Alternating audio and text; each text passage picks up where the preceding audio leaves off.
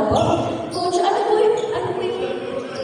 paano niyo po binabalance ang pagiging strict at approachable po sa inyong players? Paano niyo po binabalance yung pagiging strict po at approachable sa mga players?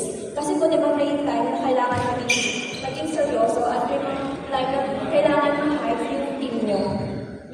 Ang ginagawa namin, since kailangan ng characteristics ng bawat bata, syempre, ginagawa namin sila.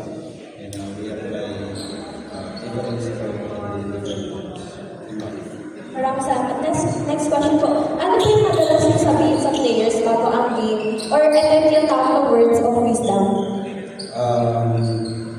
Siyempre, gusto namin maging players or good players in the future. Pero yung liga natin, napakaganda that we will not only create good players but good people in the future. So, kaya pangalan sa kanila. Maraming salamat po. Para sa ating player na si RDN Enriquez. Tanong ko naman sa'yo, paano ka nakipag-communicate sa teammates mo during game? Lalo na pag-social yung gameplay nyo?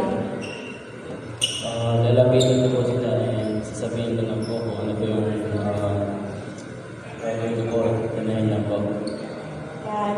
Next question po, ano yung gusto nyo ma-improve na skills po this season? Kasi alam naman natin na kada season or kada game nyo, may matutunan tong bago, strength man or weakness.